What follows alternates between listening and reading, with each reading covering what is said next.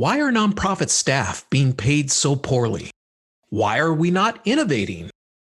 Why are nonprofit leaders not investing in fundraising properly?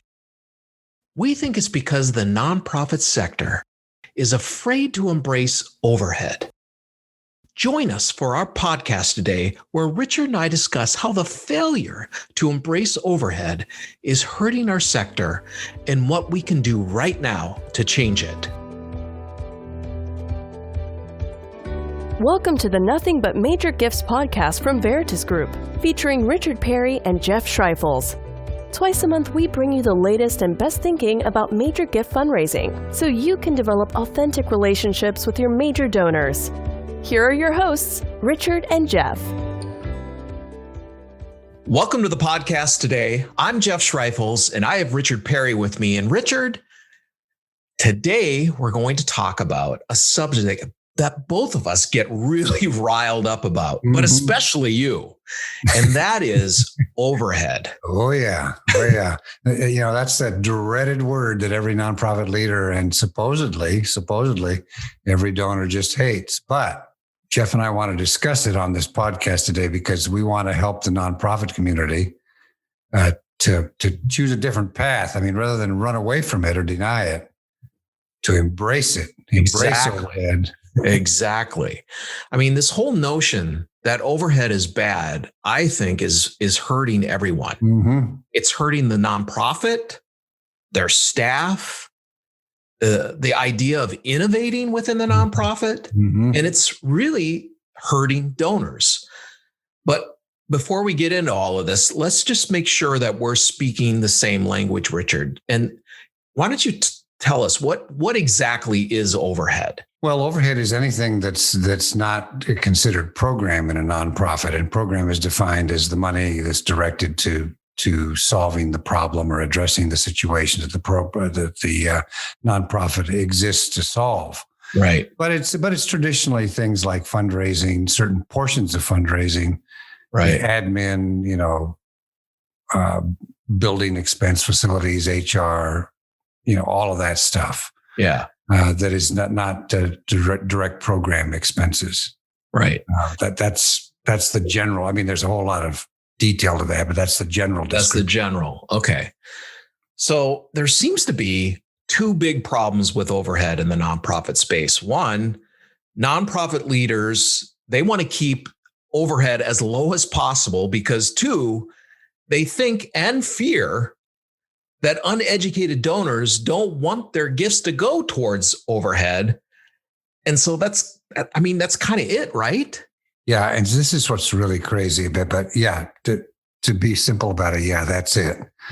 And this has caused a lot of damage in our nonprofit sector because we have this scarcity mindset or this demented sacrificial mindset that you should spend as little money as possible that is not directly part of the projects, the direct expense of projects and programs that are meeting a societal need or that the nonprofit's addressing.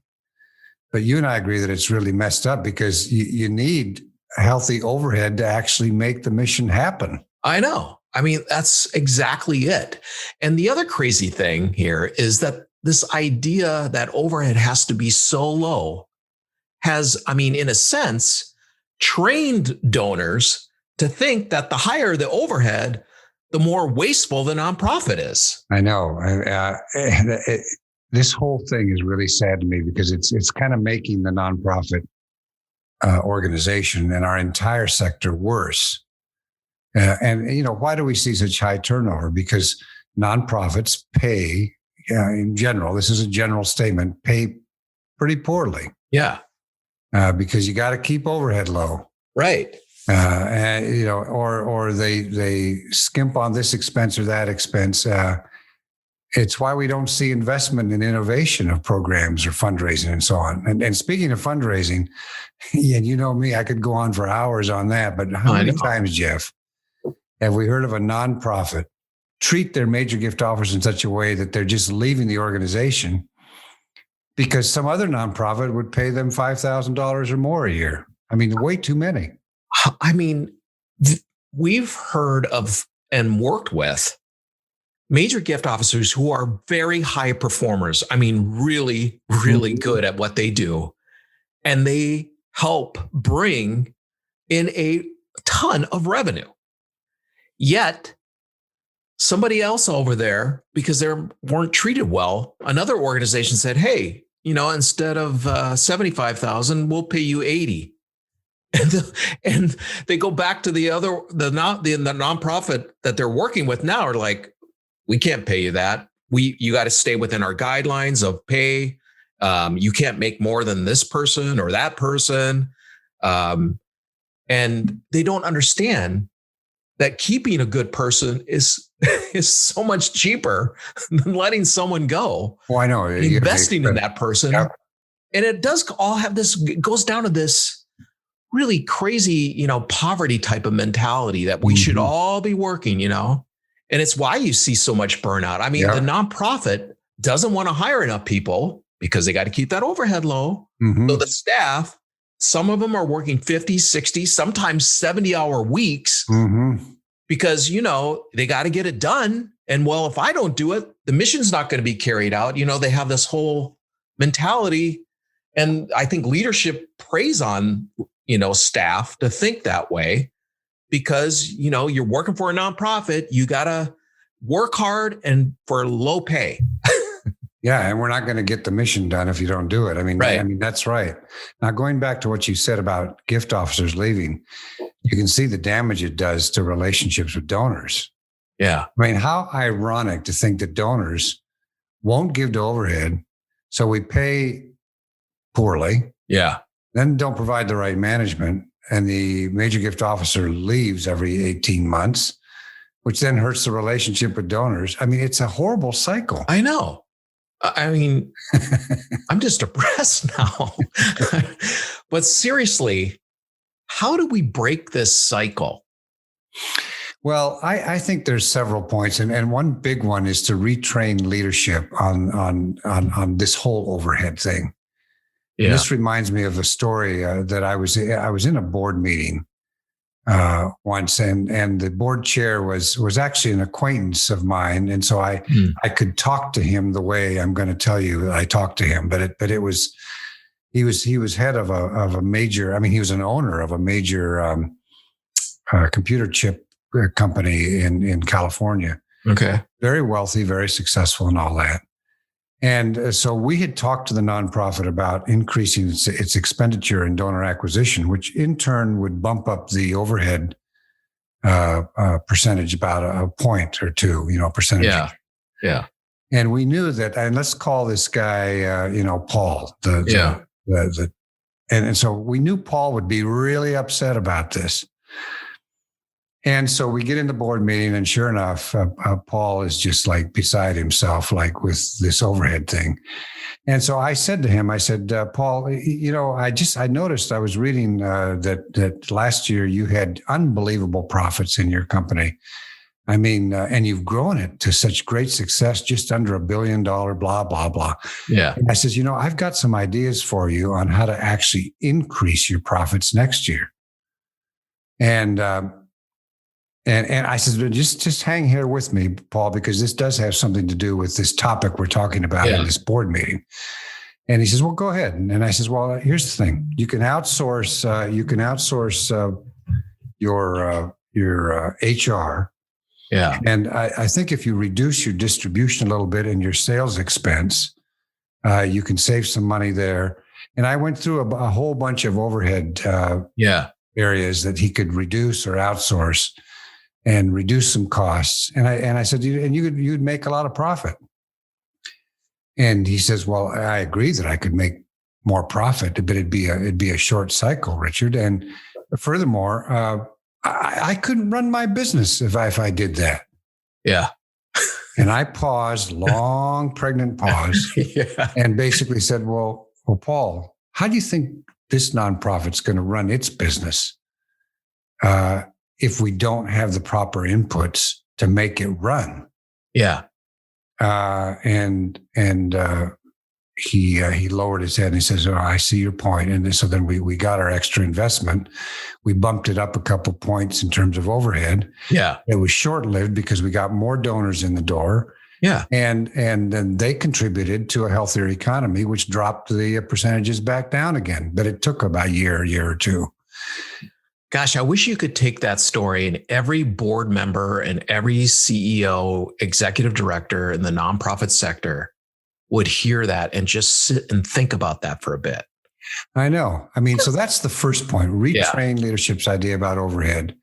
There is nothing that exists in the commercial world that we could have. This pen that I'm holding on to, the mic that I'm talking into, the computers that we're using for this podcast, all of it has overhead built into it. It would not exist if it didn't have overhead. Why is it we think that the nonprofit, that for a nonprofit overhead is bad? So that's, I think, the second point is reframing overhead as necessary and incorporate it into everything the organization does, so that all the programs and projects include all the overhead costs. So reframe that it's necessary, and then thirdly, incorporate it into everything the organization does, so it's included in the cost, in the costing, and then you get the true cost of things. And then the fourth thing is to retrain donors by talking to them about why overhead is important. Yeah. I mean, in fact, when we've gotten into these discussions with donors on a one-to-one basis, the vast majority of donors actually get it. Yeah. And they're more than understanding about why the cost of the program includes another, 10, 15, 20%, 30% of overhead. And they're happy to invest in that project. Exactly. And we have, as you know, we have a whole program where we take the budget of a nonprofit and reframe it into donor offers, which basically includes the overhead for all the program categories and subcategories in the organization. So that when you're talking to a donor, you say, this is what it costs to do this. And it includes the overhead, which it should. Yeah. Those are the 4 points in terms of I think what we've got to do to break the cycle. And so that process you were talking about that we do, that's the donor impact portfolio. Yeah. Yep. And so when an organization goes through that process, what does it do for them? What happens to that organization when they go through that process? Well, first of all, every single penny of the budget, every single penny is actually attached to a program category or subcategory. And that's a revolutionary thought, because then now you're not kind of bifurcating the budget into these two things. Right. Now, here's program, and that's blessed and good and wonderful. And here's that nasty overhead, those two things. Right. It's basically, here's what we're trying to do on the planet. And here's what the categories and subcategories are. And here's what it costs for each of them. And we're done. Yeah. That's how it should be. Exactly. I mean, it's crazy. It isn't that way. I know. But just think if everyone could just finally get real with this overhead thing and accept it as necessary for not only getting the mission done, but creating a workplace that honors the staff, gives them the appropriate technology. I mean, how many nonprofit staff are working with, 10-year-old computers and all that stuff? Yep. That allows them to work reasonable hours. Yep. Pays them well, especially those folks that are generating the revenue. Then they invest in innovation and fundraising because they're thinking about the long term and not just now, right? Jeff, I mean, I'm telling you, it would be a whole new ball game if that's what happened. I'm absolutely convinced of that. I mean, we have to break this cycle of poverty with nonprofit organizations. And donors will respond. We're very confident about that, because it's going to take nonprofit leaders to stop being fearful. Yeah. And start talking to donors about it and taking the risk of breaking that cycle. I mean, they do. I got to tell you, Richard, if there is someone that is hearing this podcast today and a leader that is doing just that, breaking that cycle, we want to hear from them and put them on this podcast. I know. Let's do that. So tell us. We need to do that. We want to know, what are they doing with this overhead thing? And that's destigmatizing it in changing the perception into something that's actually a positive thing. Boy, that would be great. I would love that. So, hey, if you're interested in what Richard was talking about with that donor impact portfolio work, please reach out to us. We can show you what that's all about. Go to veritasgroup.com and under our services tab, hit Donor Impact Portfolio. And once there, you can learn more and contact us. So thanks for listening in on our discussion today. I'm sure we'll be talking about it much more in future podcasts. And thanks, and we'll see you next time. See you later. Thank you. Thank you for joining us for the Nothing But Major Gifts podcast from Veritas Group. Richard and Jeff also write an ongoing blog that you can subscribe to for free at veritasgroup.com. Please join us again next time.